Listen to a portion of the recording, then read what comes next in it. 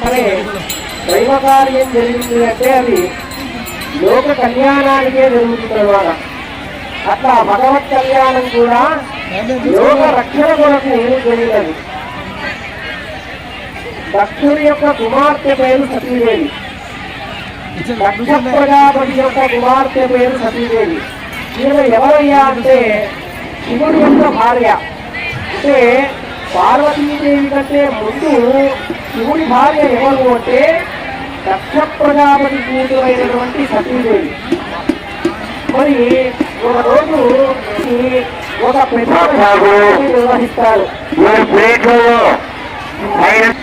ఆ దక్షుడు చేసే యజ్ఞానికి దేవతలందరినీ పిలుస్తారు, ఋషుల్ని పిలుస్తారు, మునుల్ని పిలుస్తారు, అందరినీ పిలుస్తారు. కానీ సొంత కూతురైనటువంటి సతీదేవిని పరమేశ్వరుడు అల్లుడైనటువంటి అల్లుడిని పిలిచారంట ఆ యొక్క దక్ష ప్రజాపతి. సరైన పిలిచకపోవడం తెలిపోయినాడు, మా నాన్ననే కదా అని చెప్పేసి సతీదేవి ఆ యజ్ఞానికి వెళ్తుందన్నమాట. అందుకే విడవల పేరడానికి వెళ్ళకూడదు అంటారు. ఎందుకు అంటే ఇక్కడ మనకు ఉదాహరణ కనిపిస్తుంది. సరే మా నాన్నగారే కదా మనం దాన్ని పిలిచాల్సిన అవసరం ఏముంది అని చెప్పేసి పోతే అక్కడ దక్ష యజ్ఞంలో ఆ దక్షుడు తన కుమార్తె అయినటువంటి శివుడి భార్య అయినటువంటి సతీదేవిని అవమానిస్తారన్నమాట. నువ్వు ఎందుకు వచ్చినావు, ఎవరు ఇచ్చినారు అని అవమానిస్తాడు. సొంత కూతురుని అవమానిస్తాడు ఆ దక్ష ప్రజాపతి. ఆ అవమాన భారంతో ఆ సతీదేవి ఆ దక్షుడు దాంతో ఈ విషయం తెలుసుకున్నటువంటి పరమేశ్వరుడు ఆగ్రహోదకుడై విశేషమైనటువంటి శివతాండవాన్ని చేస్తారంట. ముల్లోకాలు కూడా కంపించిపోయేటంతగా నా భార్య అయినటువంటి సతీదేవి ఈ విధంగా ప్రాణత్యాగం చేసింది అనేటటువంటి దుఃఖంతో, బాధతో, కోపంతో శివుడు విశేషమైనటువంటి తాండవాన్ని చేసి శివ జటాజూటం నుంచి అంటే శివుడి యొక్క ఆ యొక్క వెంట్రుకలు తీసి ఒక్కసారిగా కొండకేసి కొడతారంట.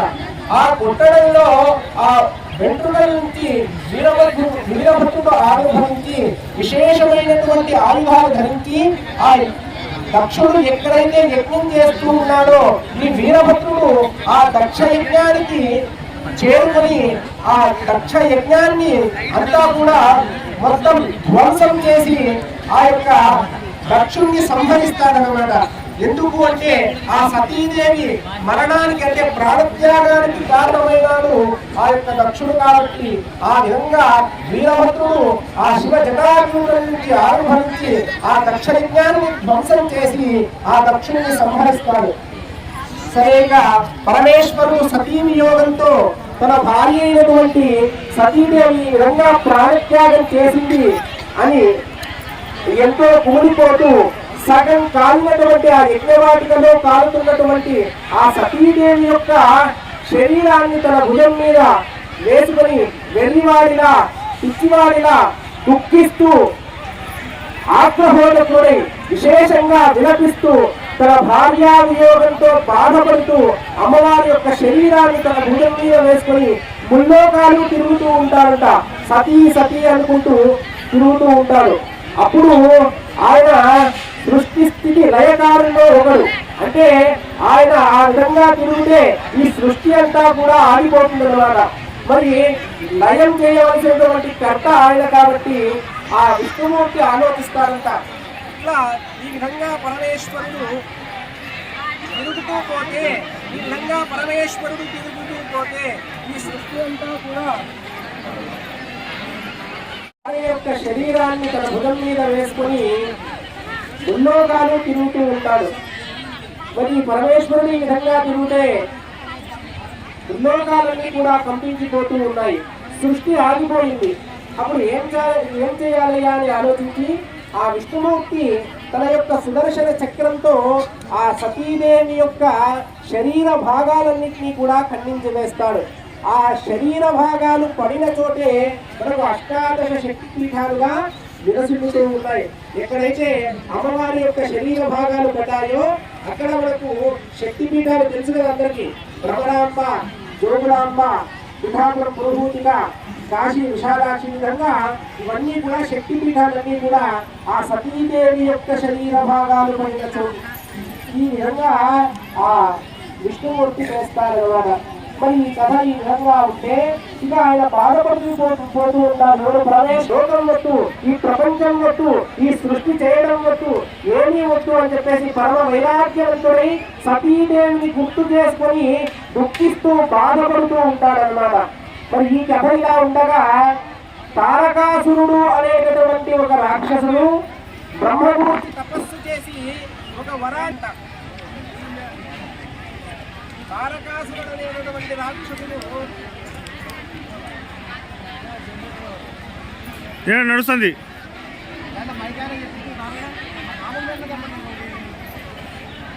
తారకాసురుడు అనేటటువంటి రాక్షసుడు బ్రహ్మ గురించి తపస్సు చేసి ఒక వరాన్ని పొందుతాడంట. ఏమిటయ్యా వరము అంటే, ఈ ముల్లోకాలలో నన్ను ఓడించగలవాడు ఎవరూ ఉండకూడదు. సాక్షాత్ పరమేశ్వరుడైనా సరే నేను యుద్ధంలో నిలబడితే నా చేతిలో ఓడిపోవాలి. నన్ను ఎవరూ కూడా సంహరించకూడదు. కాకపోతే ఒక్కరు సంహరించవచ్చు. ఎవరు అంటే శివుడి యొక్క శరీరం నుంచి, శివుడి యొక్క రేతస్సు నుంచి ఉద్భవించేటువంటి శివుడి కుమారుడు ఎవరైతే ఉన్నాడో అతను నన్ను సంహరించవచ్చు. అతని చేతిలో నేను మరణిస్తాను. ఎందుకు ఇది భయం కోరుకున్నాడు అంటే అక్కడ సతీదేవి లేదు. సతీదేవి మరణించింది. ఇంకొక వివాహం పరమేశ్వరుడు ఇంకొక వివాహం చేసుకోవాలనే ఆలోచనలోనే లేదు. ఆ ప్రయత్నాన్ని ఎవరైనా చేసినా కూడా వాళ్ళని భస్మం చేస్తూ ఉన్నారు. ఇంకా మళ్ళా పెళ్లి చేసుకోడు, మళ్ళా వీళ్ళకి సంతానం కలగదు. కాబట్టి నాకు ఎవరు ఏం చేయలేరు అని చెప్పేసి ఉద్దేశంతో ఈ తారకాసురుడు ఈ వరం కోరుకుంటారన్నమాట. అంటే శివుడి యొక్క సంతానం చేతిలోనే నేను మరణిస్తాను తప్ప నేనే వారి చేతిలో మరణించకుండా ఉండేటట్టు నాకు వరాన్ని చెప్పేసి బ్రహ్మ నుంచి వరాన్ని పొందుతాడు. ఆ విధంగా వరాన్ని పొందినటువంటి ఆ తారకాసురుడు ముల్లోకాలన్నింటినీ కూడా తిరుగుతూ ముల్లోకాలను భయభ్రాంతులకు గురి చేస్తూ దేవతలను, ఋషులను, మునులను సత్కరములు చేసేటువంటి వారిని మీరందరినీ కూడా హింసిస్తూ ఒక రాక్షస పాలనను పరిపాలిస్తూ ఉంటాడు ఆ యొక్క తారకాసురుడు. ఇలా కొన్ని సంవత్సరాలు గడిచిపోతాయి. దేవతలందరూ కూడా తారకాసురుడితో యుద్ధం చేసి యుద్ధంలో ఓడిపోతారు. ఇక ఎవరు కూడా తారకాసురుడిని ఎదిరించేవారే ముల్లోకాల్లో లేకుండా పోతారన్నమాట. అప్పుడు ఏం చేయాలని అని అందరూ ఆలోచిస్తారన్నమాట. ఆలోచించి వారు ఏమైనా కోరుకున్నారు, ఎవరైతే శివుని యొక్క కుమారుడు అంటే శివుని యొక్క రేతస్సు నుంచి ఉద్భవించినటువంటి కుమారుడు ఎవరైతే ఉన్నారో ఆయన చేతుల్లో తప్ప వేరే వారి చేతుల్లో నేను ఓడిపోను, మరణించను అని అనుకోరుకున్నారు కదా. మరి శివుడికి వివాహం చేస్తే ఆ శివుడికి సంతానం కలుగుతుంది కదా, అప్పుడు ఆయన వాటిని సంహారం చేస్తారు అని చెప్పేసి దేవతలందరూ కూడా ఒక చోట సమావేశమై ఎలాగైనా సరే శివుడికి వివాహం చేయాలి అని అనుకుంటారంట. అప్పుడు మరి ఎవరు చెప్పాలి శివుడి దగ్గరికి వెళ్ళి అంటే, సరే శివుడికి సరైన అమ్మాయి ఎక్కడ ఉంది వెతకాలి కదా ఫస్ట్.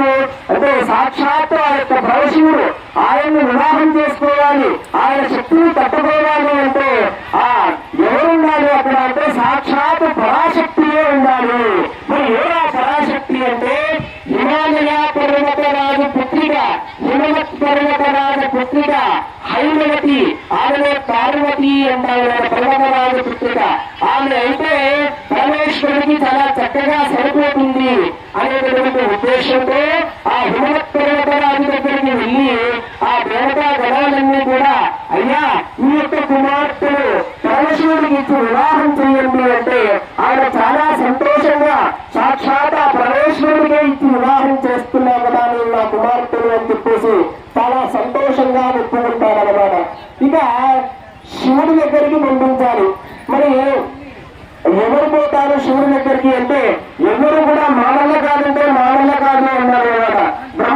బ్రహ్మగారు నేను వెళ్ళి చెప్తారా, ఈ విధంగా పెళ్లి పెట్టగా ఉంటే వెళ్ళి చెప్తారా అంటే ఆ బ్రహ్మ నానల్ల కాదయ్యా అంటాడంట. విష్ణుమూర్తి వెళితే ఆయన అని అంటాడంట. దేవతాగణంలో ఎవరు కూడా ఆ శివుడి దగ్గరికి వెళ్ళి అయ్యా మీకు ఇట్లా చక్కటి అమ్మాయిని చూశాను మీరు వివాహం చేసుకోండి అని చెప్పేవారు లేకపోయినారు అనమాట. ఇట్లా ఏం చేయాలి అంటే మీరందరూ కూడా ఒక ఆలోచనకు వస్తారు. సరే శివుడికి ప్రత్యక్షంగా వెళ్ళి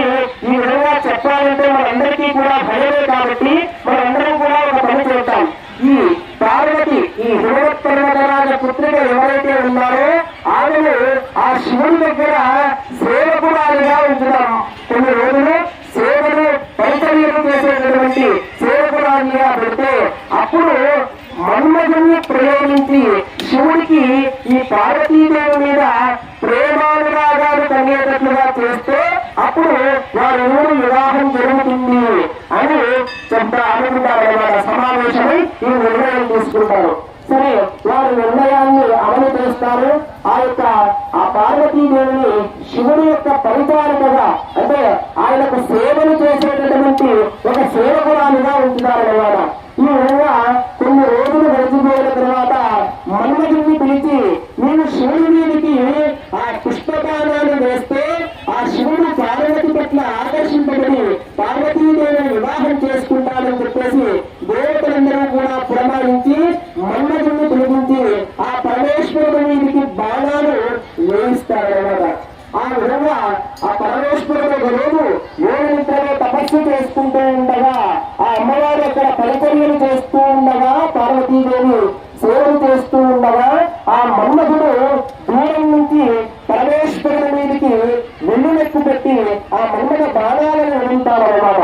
ఒక్కసారిగా తపోభంగమైనటువంటి ఆ యొక్క పరమేశ్వరుడు కళ్ళు తెరిచి ఎవరుగా నా తపస్సును భంగం చేసింది అని చెప్తే ఆ దూరంగా మన్మధుడు బాణాన్ని పెట్టుకుని ఉంటాడు. ఒక్కసారిగా ఆగ్రహోదగ్రుడైనటువంటి పరమేశ్వరుడు తన మూడో కంటిని తెరవగానే ఆ మన్మధుడు భస్మమైపోతాడు. ఇక దేవతా గణాలందరూ కూడా చాలా ఆశ్చర్యాన్ని బాధలు పొందుతారు. ఆ మన్మధుడు భార్య అయినటువంటి రతీదేవి పరమేశ్వరుణ్ణి వేడుకగా మరలా తన శరీరాన్ని, మన్మధుడు శరీరాన్ని ఇస్తారని తర్వాత విషయం. ఈ విధంగా జరుగుతూ ఉన్నది. ఎట్లా సరే, అమ్మవారిని అయితే స్వామి దగ్గర పెట్టాం, కానీ ఆయనకు అమ్మవారి మీద ఎటువంటి ప్రేమ అనురాగాలు అవన్నీ కూడా ఏమీ కలగడం లేదు. ఏం చేద్దాము? మరి ఒకటేసారి ప్రత్యక్షంగా వెళ్ళి స్వామి మీరు ఈ విధంగా పార్వతీదేవి వివాహం చేసుకుంటే మీ ద్వారా ఉత్పత్తి అయినటువంటి కుమారుడు ఈ తారకాసురుని సంహరించాలి, వారికి ఆ వరం ఉంది అని ప్రత్యక్షంగా చెప్తామని ఒక నిర్ణయానికి వస్తారన్నమాట. కానీ ఎవరు చెప్పాలి ఆ నిర్ణయాన్ని, ఎవరు నిర్ణయించాలి అంటే అందరూ కూడా సప్తఋషులను అరుంధతీదేవిని వెళ్ళి వేడుకుంటారన్నమాట. అప్పుడు ఆ సప్తఋషులు అరుంధతీదేవి సహితంగా ఆ యొక్క పరమేశ్వరుని దగ్గరికి వెళ్ళి ఈ విధంగా ఈ విషయాలన్నీ కూడా చెప్పి, స్వామి ఈ విధంగా తారకాసుర సంహారం జరగాలి అంటే మీరు పార్వతీదేవిని వివాహం చేసుకోవాలి, మీ ద్వారా ఉత్పత్తి అయినటువంటి ఒక కుమారుడి చేతిలోనే ఈ యొక్క తారకాసురుని సంహరింపబడతాడు అంటే అని ఆ అరుంధతీదేవి ఆ సప్తఋషులను వెళ్ళి చెప్పగానే పరమేశ్వరుడు అయిష్టంగానే, అంటే లోకరక్షణ కొరకు లోకాన్ని రక్షించే బాధ్యత పరమేశ్వరుడు ఉంది కాబట్టి ఆ సతీదేవి మీద ఎంత ప్రేమాభిమానాలు ఉన్నప్పటికీ పార్వతీదేవితో వివాహం చేసుకోవడానికి ఆ పరమేశ్వరుడు ఒప్పుకుంటాడన్నమాట. ఇప్పుడు అర్థమైందా? ఆ యొక్క మనకు ప్రతి వివాహంలో కూడా చిత్త చివరిలో ఏం చేస్తాం? అరుంధతి దర్శనం చేస్తాం, అవునా? ఎందుకు అరుంధతి చూపిస్తారు అంటే ఈ సృష్టిలో జరిగినటువంటి మొట్టమొదటి వివాహానికి పెళ్లి పెద్దలు ఎవరు? అరుంధతీదేవి, సప్తఋషులు అన్నమాట. కాబట్టి ఆ సృష్టిలో మొట్టమొదటి వివాహం ఎవరిది అంటే పార్వతీ పరమేశ్వరుల వివాహం. అందుకే వారిని ఆది దంపతులు అంటారు అన్నమాట. అప్పటి నుంచి ఇప్పటి వరకు మనం హైందవ ధర్మం ప్రకారం ఏ వివాహం చేసినా చిత్త చివరిలో అరుంధతీ దర్శనం, సప్తఋషి సందర్శనం జరుగుతుంది అన్నమాట. ఆ విధంగా అంతా ఒప్పుకుంటారు. సరే, వివాహానికి సుముహూర్తం నిశ్చయించుకుంటారు. ఎవరైనా వివాహం చేసేది అంటే ఎక్కడ వివాహం చేయాలి అంటే, సరే ఇట్లా కన్యాదాత ఎవరైతే పిల్లలకి పెళ్లి చేస్తూ ఉన్నారో ఆ కన్యాదాత ఇంటి దగ్గరనే వివాహం చేయాలంటే మంచి గుండంలో వివాహం వేదిగా సిద్ధంగా ఉంది. కానీ ఎవరు చేయించాలి ఈ వివాహాన్ని, పార్వతీ పరమేశ్వరుల కళ్యాణాన్ని ఎవరు చేయించాలిగా అంటే, సరే సాక్షాత్తు ఆ చతుర్ముఖ బ్రహ్మనే మనకు పురోహితుడుగా ఉండి ఈ యొక్క పార్వతీ పరమేశ్వరుల యొక్క వివాహానికి పూనుకుంటారన్నమాట. సరే, ఈ విధంగా జరుగుతూ ఉంటే ఇక్కడ ఒక సమస్య వస్తుంది. ఎవరికి అంటే ఋషులకు, మునులకు ఒక సమస్య వస్తుంది. ఏమైనా సమస్య అంటే, హిమవంతుడు ఎవరు అంటే హిమాలయ పర్వతాలన్నిటికీ కూడా రాజు, అందుకే హిమవత్ పర్వత రాజు అంటారు ఆయన్ని. మరి ఆయన శివుడికి తన కుమార్తెనిచ్చి వివాహం చేస్తూ ఉన్నాడు. వివాహ సందర్భంలో కన్యాదానము అనేటువంటి ఒక ప్రక్రియ ఉంటుంది. ఆ కన్యాదానం చేస్తే ఏమిటయ్యా అంటే వారికి సాక్షాత్తు మోక్ష ప్రాప్తి బ్రహ్మలోక ప్రాప్తి కలుగుతుంది అనే ఒక శాస్త్రం చెబుతుంది. ఒకవేళ ఎట్లా చేయాలి కన్యాదానం అంటే మనస్సులో ఏ శంక లేకుండా ఏ అనుమానం లేకుండా వీళ్ళు బాగా చూసుకుంటారో లేదో, వీళ్ళ బాగా చూసుకుంటారో లేదో, వీళ్ళకి డబ్బులు ఉన్నాయో లేదో, వీళ్ళు మంచంలో కాదు అనే ఈ ఆలోచన లేకుండా కన్యాదానం చేయాలంట. ఆ విధంగా కన్యాదానం చేస్తే హిమాలయ పర్వతరాజుకు మోక్షం కలుగుతుంది. ఆయనకు మోక్షం కలిగితే హిమాలయాలు ఉండవు. మరి హిమాలయాలు ఉండకపోతే నీకేమో చూస్తానే ఋషులకు మునులకు అంటే హిమాలయ పర్వత ప్రదేశం అంతా కూడా ఈ ఋషులకు మునులకు తపో భూమి అన్నమాట. అంటే బాగా తపస్సు చేసుకోవడానికి అనువైన ప్రాంతం. మరి ఈ హిమోత్పర్వతరాజు కన్యాదానం చేసేస్తే వారికి హిమాలయాలు ఉండవు, వీరికి తపస్సు చేసుకోవడానికి ప్రదేశం ఉండదు అని చెప్పేసి వీరందరూ కూడా పరమేశ్వరుని దగ్గరికి వెళ్ళి వేడుకుంటారంట. అయ్యా ఈ విధంగా మీ మామగారు హిమోత్పర్వతరాజు ఆయనకు మనస్ఫూర్తిగా కన్యాదానం చేస్తే ఆయనకు మోక్షం వస్తుంది, మాకు హిమాలయాలు ఉండవు, నేను ఎక్కడ తపస్సు చేసుకోవాలి అంటే అప్పుడు పరమేశ్వరుడు ఒక చిరునవ్వు నవ్వి నేను చూసుకుంటానని ఉంటాడంట. అప్పుడు ఇక వివాహ సుముహూర్తం సమీపిస్తుంది, వివాహ వేదిక అంతా కూడా సిద్ధమవుతుంది. అప్పుడు ఇక వివాహానికి ఒక్కొక్కరు రావడం ప్రారంభిస్తారట. ఇప్పుడు ఇక్కడ ఎవరు కార్యాన్ని నిర్వర్తించాలి అంటే అంటే వారికి మనస్సులో శంక కలగాలి. ఆ హిమవత్పర్వతరాజు కానీ ఆయన భార్య మేనకాదేవికి కానీ ఏదో ఒక శంక ఉండాలి మనస్సులో. అంటే ఈయన మంచివాడా కాదా, ఈయన సరిగ్గా చూసుకుంటాడా లేదా అనే ఒక శంక కలగాలన్నమాట. ఆ సందేహం కలగాలి. ఆ సందేహాన్ని పుట్టించేవాడు ఎవరయ్యా అంటే ఇక ఎవరో అందరూ చూసారు నాగమహాముని ఉన్నాడు కదా, నాగమహాముని వెళ్తామని చెప్పేసి అనుకుంటారు. ఇక నాగమహాముని ఆ హిమవత్పర్వతరాజు యొక్క భార్య అంటే పార్వతీదేవి యొక్క తల్లి అయినటువంటి మేనకాదేవి దగ్గరికి వెళ్ళి, అమ్మా మీ అన్నిటి గురించి తెలుసా మీకు అంటే ఏం తెలియదు, ఏమిటి విషయము అంటే అబ్బా నలుగురు 4 రకాలుగా అనుకుంటున్నారు, ఆయన ఎట్లుంటున్నారో చూస్తున్నారా మీరు అని ఎట్లా ఆయనన్నీ 4 మాటలు చెప్పగానే ఆయనకు భయం పుడుతుందన్నమాట.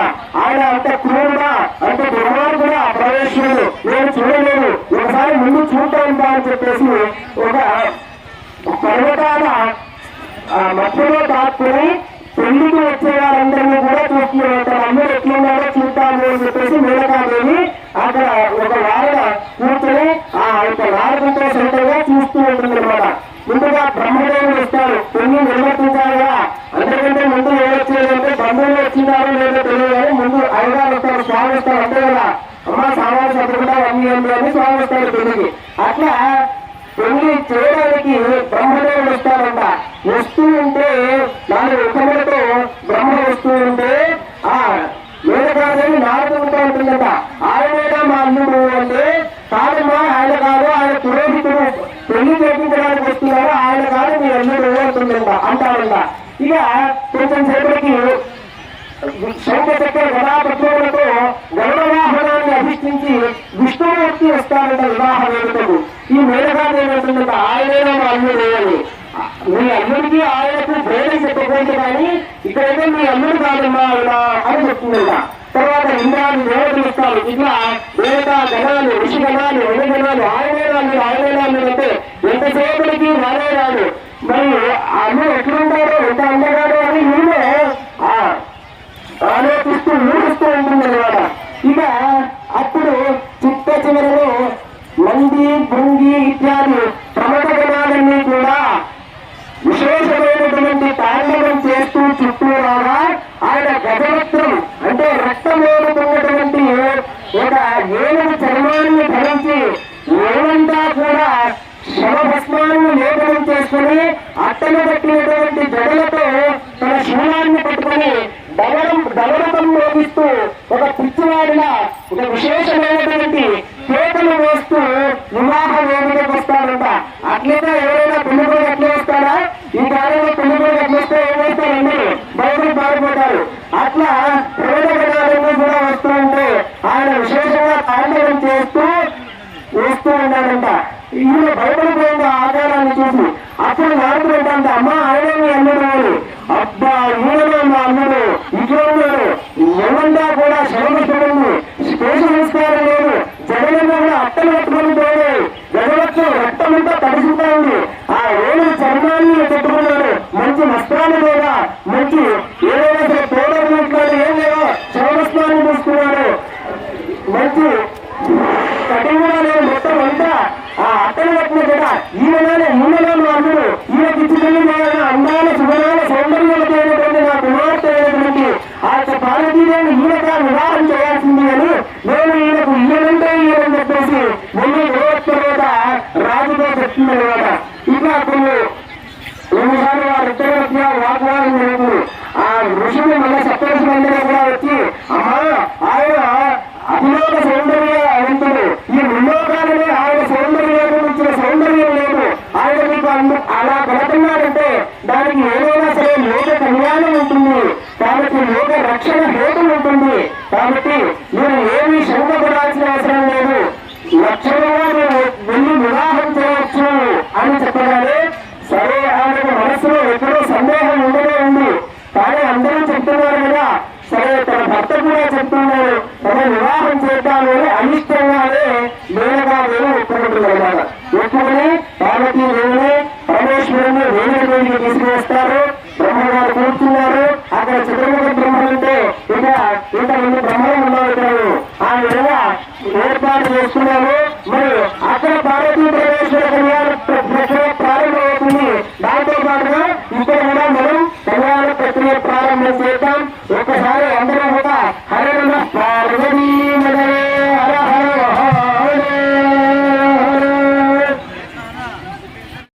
చేస్తే ఆ ఫలితంగా ఆటంకాలు విఘ్నాలన్నీ కూడా విఘ్నేశ్వరుడు తొలగిస్తారు. కాబట్టి ఆ యొక్క విఘ్నేశ్వరుని భక్తి శ్రద్ధలతో బాగా ప్రార్థన చేసుకోండి. చెప్పండి వక్రతుండ గట్టిగా చెప్పాలా, వక్రతుండ వక్రతుండ మహాకాయ మహాకాయ సూర్యకోటి సూర్యకోటి సమప్రభ సమప్రభ నిర్విఘ్నం దేవే దేవ దేవే దేవ అవకార్యేషు అవకార్యేషు ప్రార్థన చేసుకోండి. మహాగణాధిపతయే నమః. ప్రార్థనాపూర్వక నమస్కారాన్ని సమర్పయామి. ప్రాణారాజ్య స్వాహ నారాయణ స్వాహ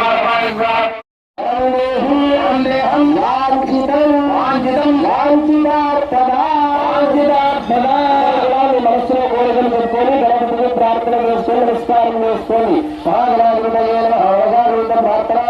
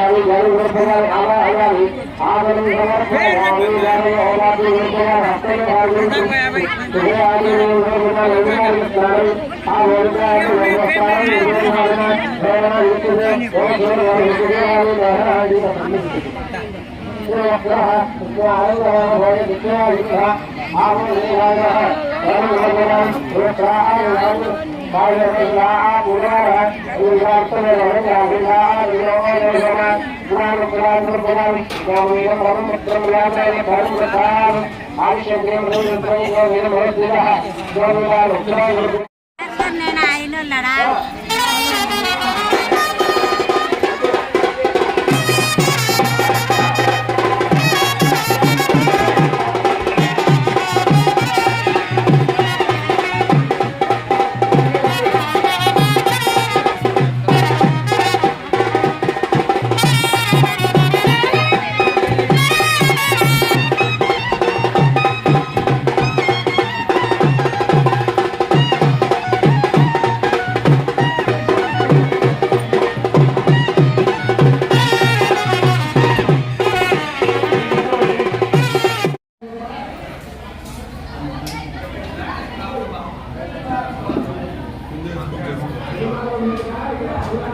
Thank you.